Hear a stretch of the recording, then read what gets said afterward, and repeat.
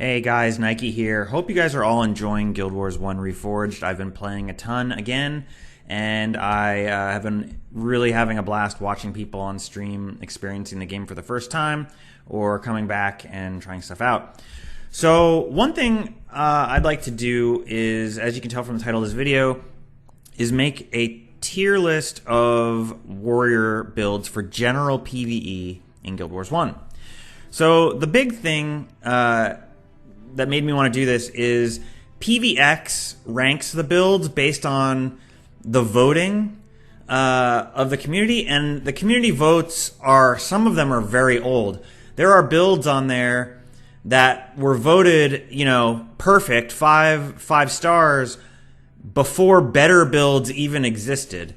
So they're still listed as 5 stars and they're at the top of the list, but new builds that are better that have come out since then are voted lower on the list in terms of efficacy.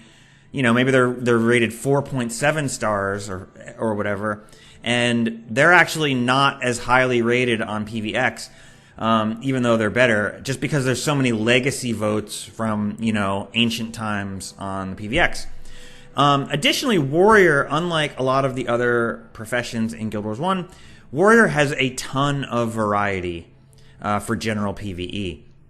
A profession like Mesmer, really, you're only playing Energy Surge at endgame, and with Assassin, you're really only playing Dagger Spam at endgame, and so on. With Ranger, if you're not playing together as one Dagger build, you're trolling. If you're a Paragon and you're not playing Heroic Refrain, you're trolling.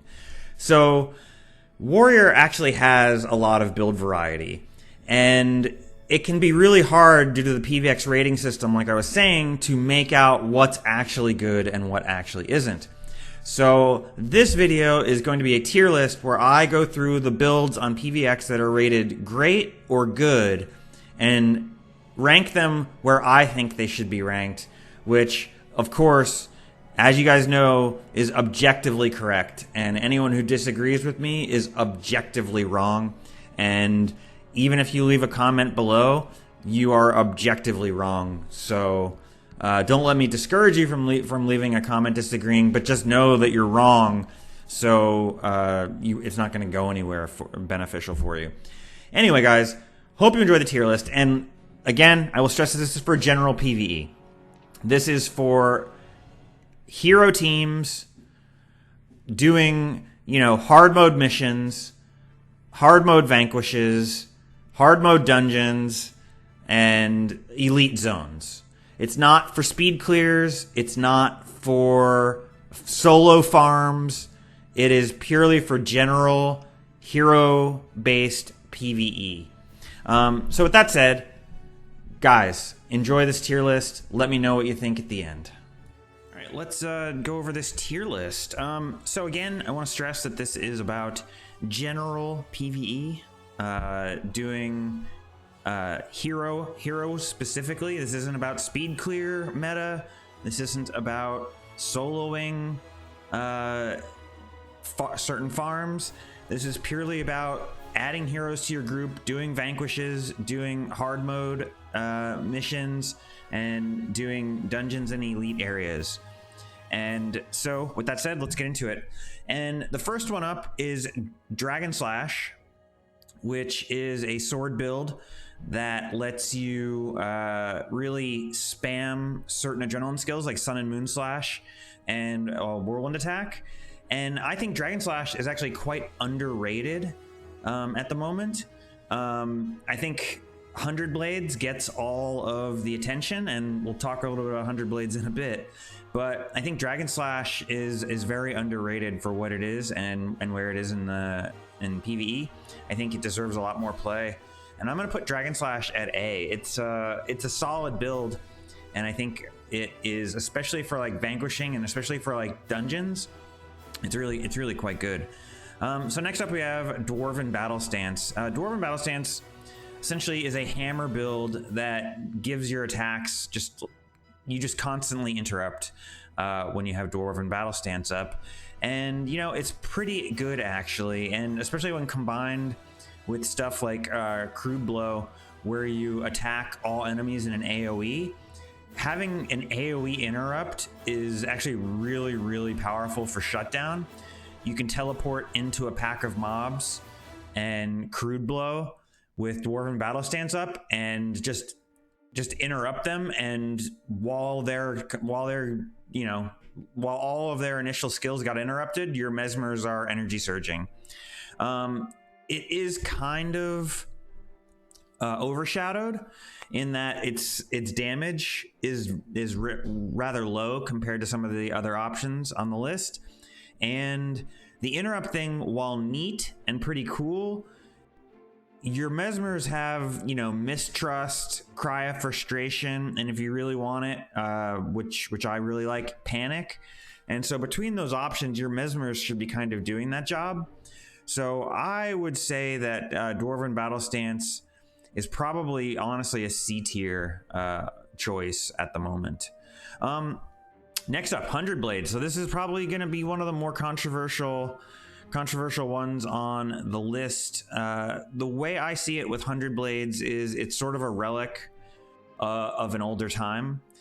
100 Blades was really good before, I know we're not talking about speed clears, but it really got its popularity from the fact that it was the main spiker in speed clears. The 100 Blades guy would teleport in and just do massive AoE damage to packs of mobs, and that was the thing. And you can still sort of do that in general PvE. There's just a lot more hoops to jump through. The uptime of 100 Blades is a problem in general PvE unless you're using consets, in which case you'll have very noticeable downtime. And when you're vanquishing and you come to a pack of mobs, and right as you engage the mobs, your 100 Blades runs out, you just feel so anemic. And then 100 Blades also has the problem that the damage that it does is slashing damage, which means it's reduced by armor, which means in hard mode, it's just not doing a ton for general PvE. If you can set up big spikes, it's still pretty nice with AoEs, but adding 8 damage to every attack for general PvE is just not particularly inspiring. It's still good. It's still a very usable skill, but it's very overrated, and you have to build around. It has so many drawbacks that you have to build around to that once you consider all the things that you're having to do to make up for the drawbacks of 100 Blades, you start to ask yourself why you're not just using Dragon Slash if you want to play a sword build. So with that said, I'm going to put 100 Blades in B. I would recommend Dragon Slash. If you are super into the sword warrior aesthetic, for general PvE, I would say Dragon Slash you're going to have more fun on. Okay. Next up, we have Earthshaker. That is a hammer build similar to Dwarven Battle Stance, but Earthshaker has this pretty big advantage of that its knockdown is an AoE knockdown. The AoE knockdown is really, really powerful. The big problem with it, though, is it's overshadowed by Yeti Smash, which does the same thing, but it's not elite. We'll talk about the drawback of Yeti Smash, but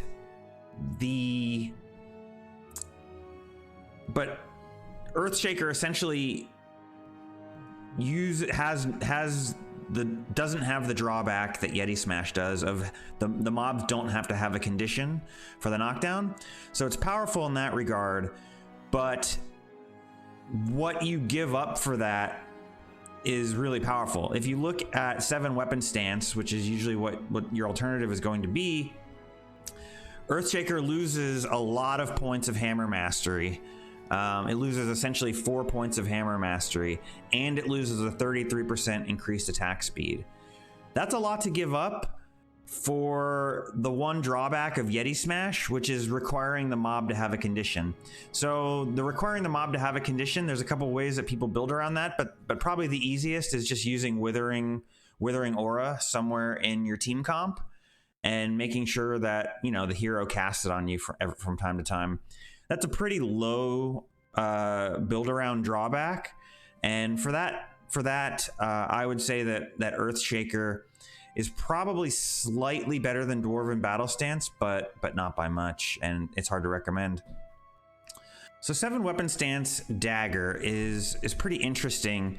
It requires a weapon swap, which for Guild Wars 2 players, that might not sound like a big deal, but for Guild Wars 1, it's actually kind of a big deal.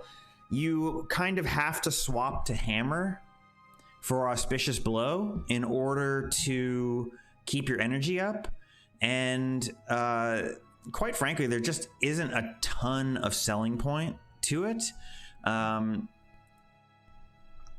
You're competing with Warrior's Endurance Dagger, which we'll talk about later, and as a result, there's almost the upside of 7 Weapon Stance Dagger is that you have 20 points of Dagger Mastery, and that makes your daggers hit very, very hard, and you have the increased attack speed of 7 Weapon Stance, so those are pretty good things.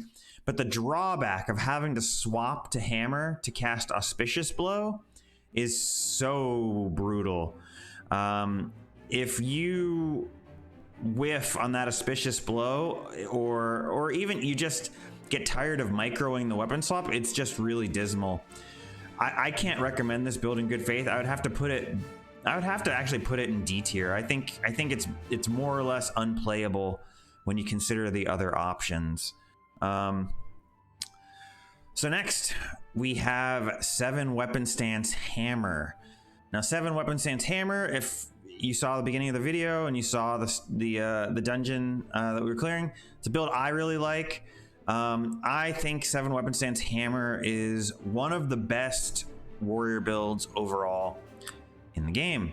So what makes it so good? It has the increased attack speed. It has 20 hammer mastery, which makes your hammers absolutely rip.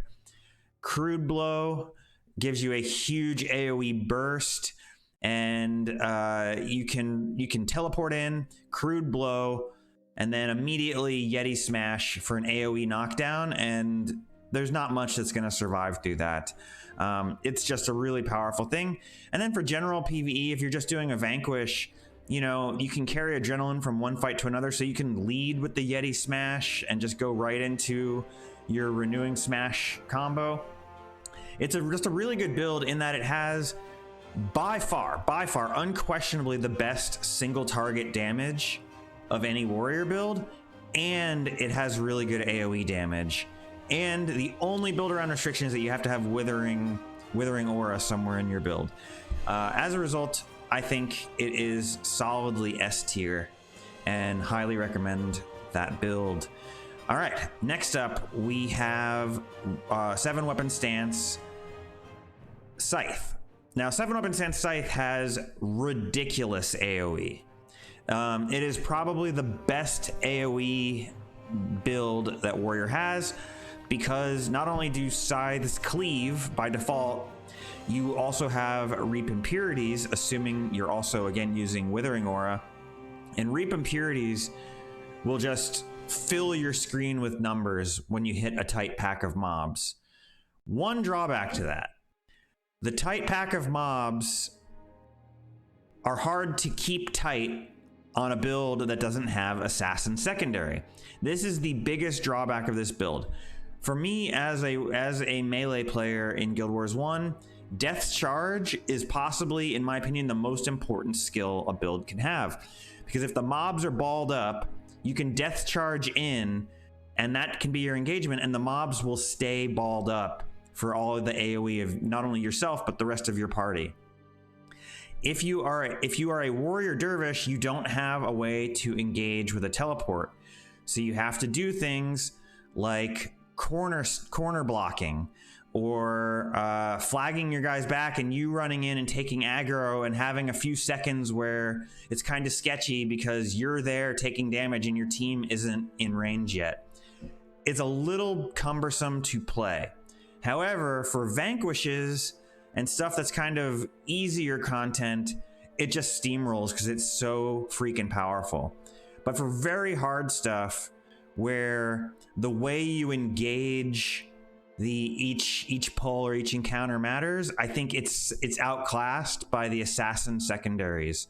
So I will say it's an S tier build, but I'm gonna put it behind 7 weapon stance hammer in that regard. Okay. So next up, the last of the 7 weapon stances. So one thing I didn't put in the tier maker was the 7 weapon stance sword and 7 weapon stance axe, because I find that those are so totally outclassed by Warrior's Endurance or by the other options. I think 7 weapon stance sword just does not hold a candle to Dragon Slash. I just think that the other options are so much better that they're not worth considering, and even including. So 7 weapon stance spear is a bit of a meme. It is not great at single target, and it's not great at AoE. It's really, if you really like spear, and it does see some play in areas where there's a lot of summons. Like if you know the enemies are going to be summoning a lot of spirits or a lot of minions, then it does start to have decent AoE, but it is not a particularly good build. I've seen people in Twitch chats recommending it, and I think that they are sorely mistaken. So I'm going to put that at the bottom of D tier as a build I would not recommend. 7 weapon stance axe. Now that is an interesting one. 7 weapon stance axe, or I'm sorry, 7 weapon stance Warrior's Endurance axe. This is a classic build that you see people recommend all the time. It is, listed as great on PVX. I don't think it's a great build. The advantage of it is that it's warrior secondary or assassin secondary, and it has Cyclone Axe. So you can do the teleport in and Cyclone Axe and do the big AoE explosions. That's cool. That is good. But when you compare the damage it does versus the damage that a hammer build with Crude Blow does, it's really, really outclassed. So it's not really so good at AoE. It's good at AoE, but it's not the tip of the top of warrior AoE. And then you ask yourself, well, is the single target good? Well, it does have Dismember, and you can bring another high damage adrenaline skill to really pump out the single target, along with power attack and protector strike. You can really push some decent single target. But guess what? The hammer builds with Renewing Smash are just gonna be higher single target damage. And Warrior's Endurance Axe is going to slightly outclass Dragon Slash in terms of single target, but not by as much as you might think. So with that said, I think that Warrior's Endurance Axe is a good build, and it is the best axe build by far. But what it's good at today, other builds are better at than it. So I will put it in A tier. I'm going to put it ahead of Dragon Slash because it's definitely ahead of Dragon Slash.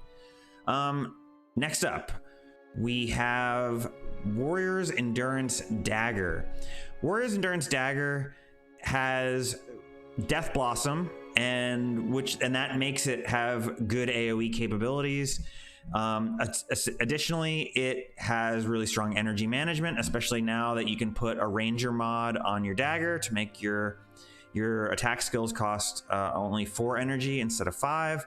And with the Zealous mod, that means your attacks essentially are free. And then so it's just a really good core of a build. The AoE is good, not as good as Hammer AoE, but good. The single target is not as good as Hammer single target, but good. So it's definitely, I will definitely put Warrior's Endurance Dagger in S tier. And I would say for sure it's better than 7 Weapon Stance Scythe, simply because it has the teleport engage. So the big comparison is comparing it to the other really good S tier 7 Weapon Stance Hammer build. Why and when is Dagger? What are the pros and cons of the Warrior's Endurance Dagger? Warrior's Endurance Dagger has a huge upside. The elite skill, Warrior's Endurance, is not a PvE only skill. 7 Weapon Stance is a PvE only skill. That means that Warrior's Endurance Dagger gets to bring 3 PvE only skills. 7 Weapon Stance Hammer only gets to bring 2. That means 7 Weapon Stance Hammer often has to pick between Asuran Scan, I Am Unstoppable, and whatever else you might want to bring for that situation.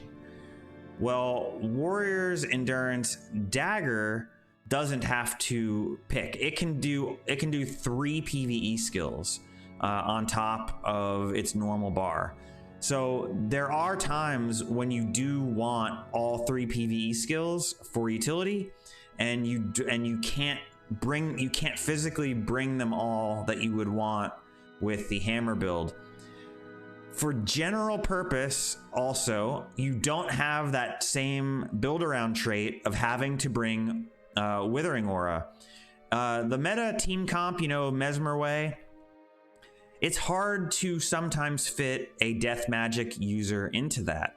I do it on one of my ritualists, and it means I'm essentially giving up a copy of Fallback in order to fit the Withering Aura. So when you play 7 Weapon Stance Hammer, you only are going to have 2 copies of Fallback at most in your comp.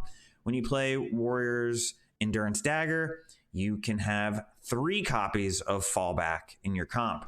And when you're vanquishing, that makes a big difference. You would be surprised how much faster your vanquishes go when you have 3 copies of Fallback versus 2. It can save you quite a bit of time.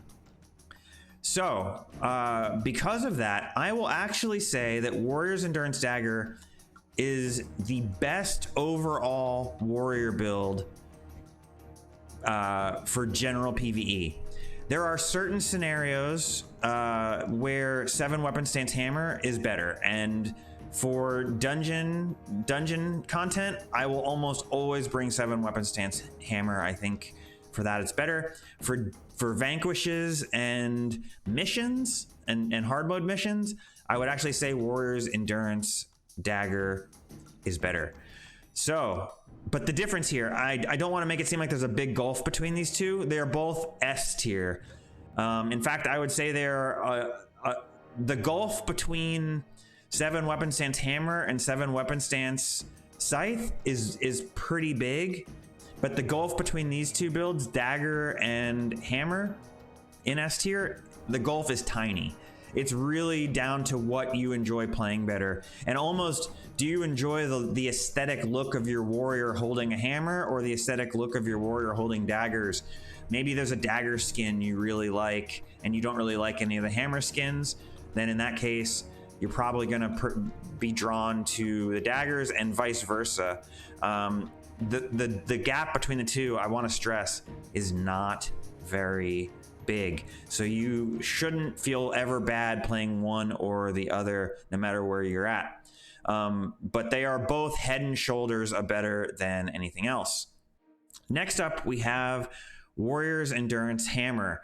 Now, there are many people who would argue that Warrior's Endurance Hammer is actually better than 7 Weapon Stance Hammer. And I've seen people on the Guild Wars 1 meta channel Discord talk about that, and they will say that Warrior's Endurance is better because it is more able to it's more able to bring the extra PvE skill.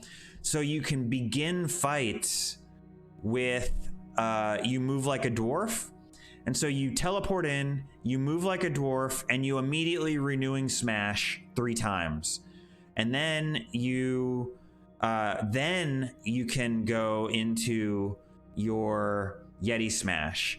So you will get just these, you get much cleaner knockdown chains. There is an argument for that. The difference is your damage potential, your single target might actually be a little bit higher with Warrior's Endurance. I would have to test. it's arguable because you're talking, you know, 4 points of hammer mastery, and with warrior's endurance, hammer, you don't have the increased attack speed, so you have to bring an increased attack speed thing. A lot of people will bring drunken master. That's a faff. I think any build that has to use drunken master, I'm looking at you, 100 blades. That is a bit of and even Dragon Slash, I have to say, it's a faff to manage that. I am not a huge fan of that. So you have to consider the faff of managing alcohol in that. And I think for me, or you have to be using, you know, cons. You can use red rock candies and get around that, but again, that's a faff, and I don't think a lot of people do that. I think like veteran players who are very rich do that, but I think most people don't. And as a result, I would say that it is not. I'll put it in S tier, and I will probably say it's a bit ahead of the 7 weapon stance scythe. Actually, I take that back. I think 7 weapon scythe. I'm picturing myself doing a vanquish, and which build I would rather do a vanquish on, and the answer is 7 weapon stance scythe. I would rather do a vanquish on 7 weapon stance scythe. I think it would be cleaner and faster. Now, warrior's endurance hammer, I would rather do a dungeon clear on than 7 weapon stance scythe. So I think these two are equal. I would say the scythe is better for missions and vanquishing, and the warrior's endurance hammer is better for dungeons and you know, and elite zones. But really, the 7 weapon stance hammer is just so much better, in my opinion, than the warrior's endurance hammer. But you know, your mileage may vary. And then last up, we have warrior's endurance scythe. And warrior's endurance scythe, great build. I think it is overshadowed by the 7 weapon stance scythe, because you do considerably more damage with 7 weapon stance scythe. Again, you don't have death charge with either of them, so that's not really a point of comparison, but it is a point of comparison for where it falls generally. But between the two, the advantage again of warrior's endurance scythe is that you have 3 slots for PVE only skills, which means, again, you will likely be bringing Drunken Master. And that could be good, could be bad. Personally, as soon as I liked this build, this Warrior's Endurance Scythe, I used it quite a bit. It was very fun for doing Vanquishes on. But the second 7 weapon stance came out, I switched to 7 weapon stance Scythe, and I haven't gone back at all to Warrior's Endurance Scythe. I haven't touched this build since this one came out. It's simply not as good. As a result, I'm going to put it in A tier, and I will put it above Dragon Slash, but I will put it below Warrior's Endurance Axe, because Warrior's Endurance Axe, you know, having Death Charge to engage just makes it a little bit better. And so I think that is where I'm going to leave the tier list overall. I think, again, most controversial take is probably where I put 100 Blades versus where I put Dragon Slash. But, you know, you can fight me in the comments if you guys like. Anyway, I hope this was helpful for you guys. Warrior has some of the most build variety of any class in Guild Wars 1. And it can be kind of hard to, you know, make sense of that. And I hope that this tier list sort of helped and giving you my thought processes. I'm sure some people will disagree with what I said, especially the Warrior's Endurance Hammer fans will probably say that it's the best build, and I'm quite wrong. Hey, leave a comment and convince me. I'm willing to I'm willing to have my mind changed on that, but I don't think you'll be able to. But anyway, guys, that's it for me. Hopefully this was helpful for you, and I hope you're enjoying Guild Wars 1 Reforged. All right, guys, thanks for watching. Have a great day.